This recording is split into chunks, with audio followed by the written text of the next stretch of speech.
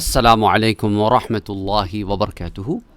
آج ہم بات کریں گے اسلام میں کچھ ایسے اعمال کے جو انسان کو بہتری کی طرف لے کر جاتے ہیں۔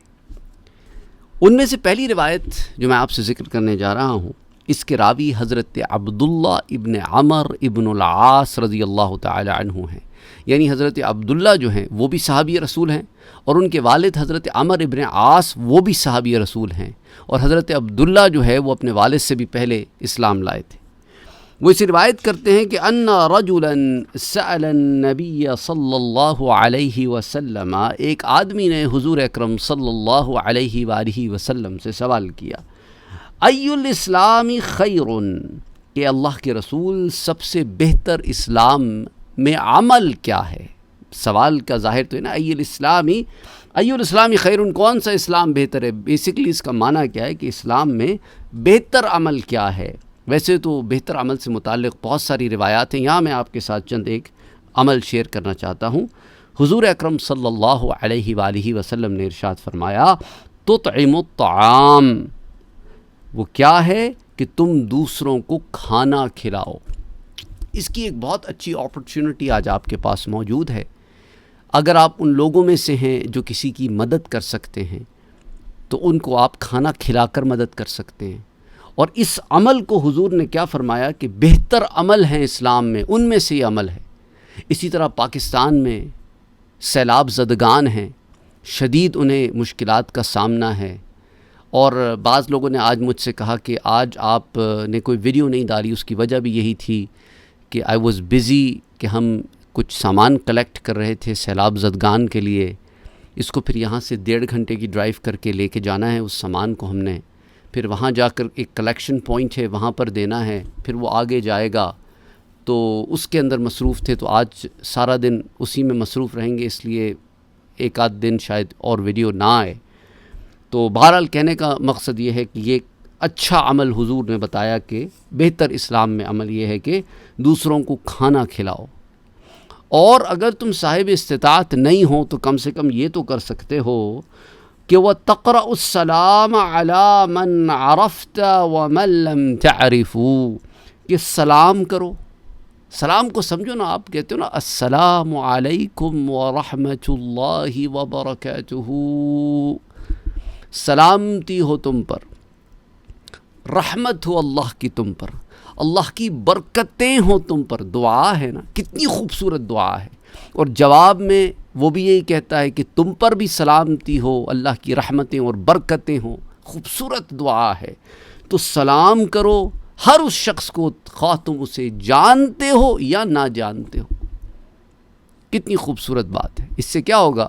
اس سے اگر یہ صحیح معنوں میں آپ دل سے سلام کریں گے نا اور دل سے جواب دیں گے تو محبت کا معاملہ ہوگا، پیار کا معاملہ ہوگا، اتحاد کا، یکجہتی کا معاملہ ہوگا۔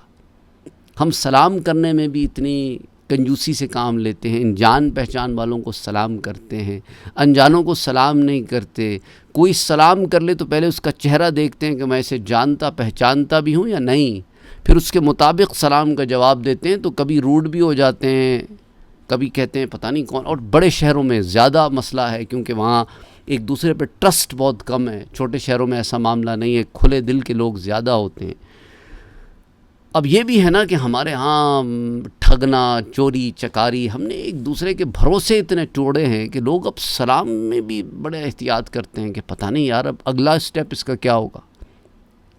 کہیں سلام کر کے میری کنٹ پٹی پہ ریوالور رکھ کے کہیں میرا فون ہی نہ مانگ لے۔ عجیب دور ہے، فتنوں کا دور ہے، اللہ محفوظ رکھے، اللہ محفوظ رکھے۔ گھر سے نکلتے ہوئے بھی لوگ قدم پھونک پھونک کے رکھتے ہیں۔ اللہ ہدایت دے، اور کرنے والے کلمہ گو ہیں، مسلمان اپنے آپ کو کہتے ہیں۔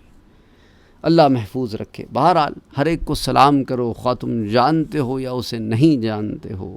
اور یہ روایت متفق علیہ روایت ہے، اور متفق علیہ روایت کون سی ہوتی ہے؟ کئی دفعہ بتایا میں نے، دیکھتے ہیں آج آپ اس کا جواب مجھ سے پہلے دے دیتے ہیں، تھوڑا سا وقفہ دیتے ہیں آپ کو کہ متفق علیہ روایت کون سی ہوتی ہے؟ متفق علیہ روایت وہ روایت ہوتی ہے جسے امام بخاری اور امام مسلم دونوں نے روایت کیا ہو۔ دونوں کا اس پر اتفاق ہوا، اس پہ اتفاق شیخین ہوا ہے، دونوں شیخوں کا اتفاق، تو اسے متفق علیہ کہتے ہیں۔ تو اب یہ جو روایت ہے اسے امام بخاری کتاب الایمان میں لاتے ہیں، حدیث 12، اور پھر اس کے علاوہ اس کو دوبارہ حدیث 18 ایک اور باب میں لاتے ہیں، افش السلام من الاسلام، پہلا باب اطعام الطعام من الاسلام، اور پھر اس کو کتاب الاستئذان میں لاتے ہیں، باب السلام للمعرفۃ وغیر المعرفہ میں لاتے ہیں، حدیث نمبر جو ہے 5882۔ پھر امام مسلم اسے صحیح میں کتاب الایمان میں لاتے ہیں، پھر سنن ابی داؤد میں بھی روایت آتی ہے، سنن نسائی میں بھی روایت آتی ہے، اسی طرح ابن ماجہ بھی اسے روایت کرتے ہیں، اور دیگر اور کتب حدیث میں بھی آتی ہے، تو صحاح ستہ کی بھی کئی کتب حدیث میں روایت آتی ہے۔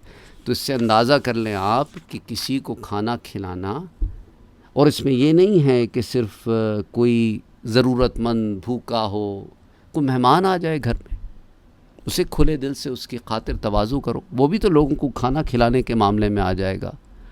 کوئی پڑوس میں ہو، آپ کو لگتا ہے کہ ان کے حالات ذرا ان کے ہاں کھانا بھجوا دیا، وہ بھی لوگوں کو کھانا کھلانے کے لیے زمرے میں آ جائے گا۔ رشتہ داروں کے ہاں کچھ بھجوا دیا، یہ تمام چیزیں آپ بہتر جانتے ہیں، جہاں آپ رہتے ہیں وہاں پر کیا معاملہ ہے۔ استطاعت ہو تو انسان کر سکتا ہے، اور ضروری نہیں ہوتا کہ دیگ پکا کے کھلانی ہے، یا روسٹ کھلانے، بروسٹ کھلانے، مرغن کھلانے، بریانیاں کھلانی، حلیمیں کھلانی۔ صاحب استطاعت ہو، بندہ دال بھی بھجوا دیتا ہے، اور اگر کوئی دال بھی بھجوا دے نا آپ کے ہاں تو منہ نہ بنایا کرو۔ سمجھ آئی؟ اسلام میں یہ نہیں ہے کہ تحفہ ہو تو بڑا عالی شان ہو۔ ہمارے ہاں یہ بھی بڑا مسئلہ ہے، کسی کو آپ سادگی کی چیز دے دو تو وہ منہ بنا لیتے ہیں، یار یہ کوئی شے دینے والی، دماغ خراب ہے، اور خود پھوٹی کوڑی بھی نہ دیں کسی کو، لیکن چاہتے ہیں دوسرا ہمیں بکرا دے پورا۔ اللہ ہدایت دے، اور کیا کہہ سکتا ہے۔ بہرحال تو اس طرح اور بہت ساری روایات ہیں، آج یہی ایک روایت آپ سے شیئر کرتا ہوں، اور آپ جو صاحب استطاعت جس جگہ بھی آپ کو ٹرسٹ ہو، کہ آپ کو ہوتا ہے نا، آج کل تو یہ بھی بڑا مسئلہ ہے نا کہ چیزیں لے کے ٹھگ لیتے ہیں۔ جب زلزلہ آیا تھا پاکستان میں، مجھے یاد ہے اتنا سارا سامان یہاں سے لوگوں نے جمع کر کے بھیجا تھا، ہم نے خود اس میں الحمدللہ ثم الحمدللہ بڑی محنتیں کی تھیں، یہاں سے گھنٹہ سوا گھنٹہ ٹرک لے کے گئے تھے، اور پتہ چلا کہ وہ سامان جو وہاں پہنچا ہے ان تک پہنچا ہی نہیں، کوئی دکانوں میں بک رہا ہے، کوئی کہیں نکل گیا، کوئی لوٹ لیے گئے ٹرک راستے میں۔ انا للہ و انا الیہ راجعون۔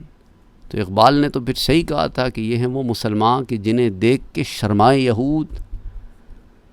اللہ ہدایت دے، حال بہت برا ہے ہمارا، اللہ ہدایت دے، اللہ کرے کہ مستحقین تک چیزیں پہنچ جائیں، آمین۔ اللہم صلی وسلم وبارک علی سیدنا و حبیبنا و شفیعنا محمد صلی اللہ علیہ وآلہ وسلم۔